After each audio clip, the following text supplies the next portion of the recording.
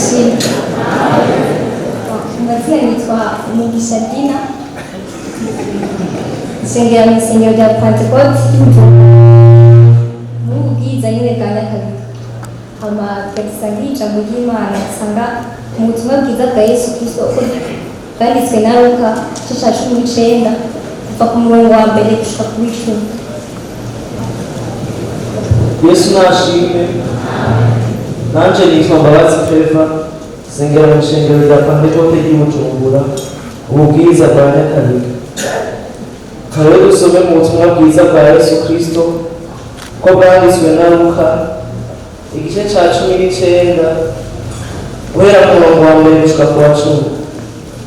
Zakayo ashikiye ariko hari umuntu yitwa Zakayo mukuru kandi yari umutunzi.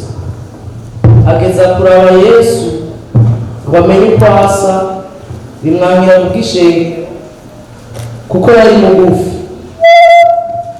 Arirukangaje imbere yurira igiti cyitwa umusukomora ngo amurabe kuko yagira ace muri iyo nzira. Yesu ashitse arayangamiza aramubarira ati, Zakayo ururuka vuba kuko uyu munsi ugiye kurara iwawe. Yuruka vuba amwakirana akanyamuneza. Babonye bose baridodomba bati, ko yinjiye kurara umuntu w'umunyabyaha. Zakayo arahagarara abwira umwami Yesu ati, raba mugenzi, umugabane w'itunga ryanje genda ndawuha boro, kandi umuntu wese nagunze ndabimurihekana. Yesu amuvugako ati, uyu munsi agakiza gashitse muri iyi nzu, kuko uyu nawe ari umwana wa Aburahamu, kandi umwana w'umuntu yazanye no kurondera no gukita icyari cyazimiye. Amen. Tuganire ku nkuru ya Zakayo. Zakayo yari umutunzi kandi yari umutoza kode, kandi yari umunyabyaha. Yesu we nubwo yari umunyabyaha, Yesu arakunda abanyabyaha cyane. Zakayo yashatse kuraba Yesu kubw'ishengero yari mugufi, acashima kuri iki giti kuko yashoboye kumubona.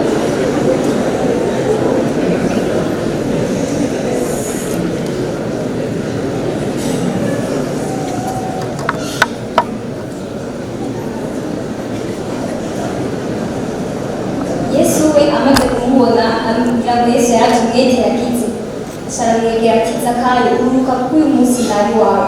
Ariko abantu ntibashoboye, babinezerewe, baguma bidodomba ngo yagiye kurara mu nzu y'umunyabyaha, baridoga mu macambo make. Nk'abambasaderi ba Kristo, twe dusekera abambasaderi ba Kristo. Nk'abambasaderi ba Kristo turakwiye kwirinda icyaha cyo kwidodomba, kunegura no kugunga. Zakayo aragunga ibintu bitari iby'iwe.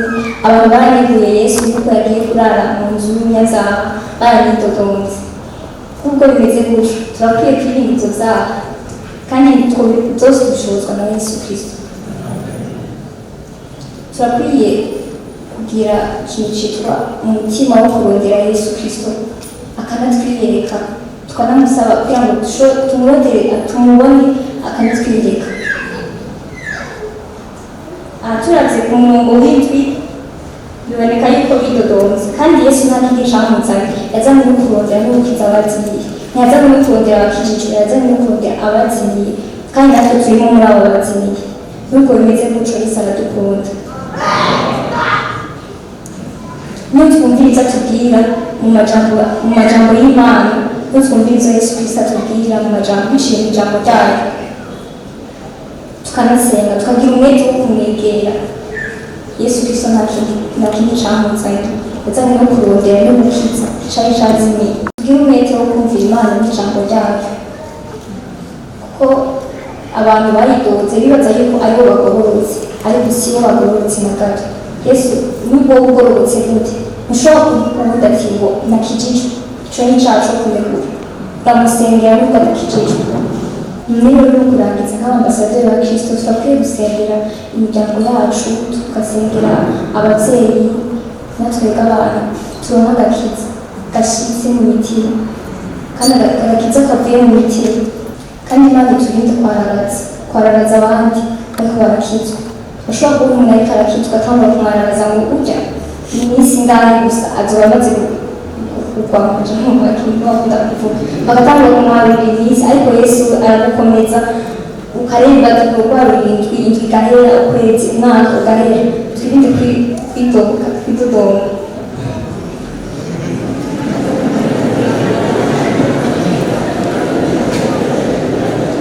ushobora kubarurira iminsi y'umuntu akikijwe kuko ntibyumusa umuntu akikijwe uramuharurira mu minsi ye kuko agakiza si ugatanga agakiza ugatanga na Yesu Kristo.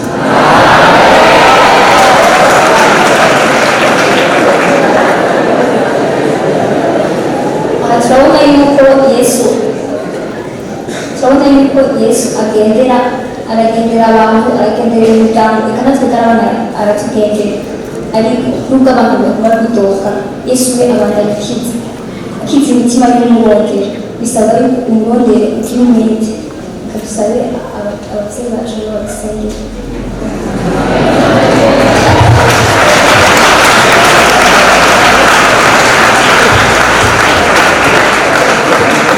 turagukengurukiye Mana data wa twese, turagushimiye kuri Imana yo kwizera, turagushimiye kugukunda, turagushimiye mwami uyu muhingamo wegeranije ishengero ryawe mwami ngo ryegerane kuno musozi. Ntacyo twatanze ngo tube turiho Mana, ariko n'umuntu gusa n'umuntu watugiriye ugira n'umuntu Zakayo kuko yagize umwete wo kwifuza kukubona mwami Yesu. Umaze kumuhamagara aravuga ati abanaguze bose mbere barihakane kandi umugabane wanje ndawugaburira roro. turagushimiye Mana ko iyo umuntu yihanye ahabwa gusubiza ibyo yibye n'ibyo yahunze. turagushimiye Mana, turagushimiye umuntu n'imbabazi ugenda ugirira ishengero ryawe. none twari hano Mana, jambo ryawe riratubwiye ngo twirinde kwidodomba n'ukwarazanya. mwami Yesu turagushimiye mwami abambasaderi bahagurutse bakavuga n'imyaka ya mbere y'ishengero n'iteka uteye ishengero mwami ko hariho uwaruka rumaze gushingira intare. none Bana natwe duhezagire, turasengeye porogaramu yose mwami n'ibisigaye inyuma byose bihagarikire tuze kubona ubwiza bw'Imana. muhemu wawe yera yigishe buri wese Mana, abaje bari abanyabyaha baze kugenda bihaye, abaje barwaye baze gukira kandi ibimenyetso n'ibitangaza bize gushikira ubutumwa bwiza. turagushimiye byose umaze kumva n'ibirengeje biduhera ubuntu n'imbabazi. ni mu izina rya Yesu Kristo umwana wacu niho dusenze, amen.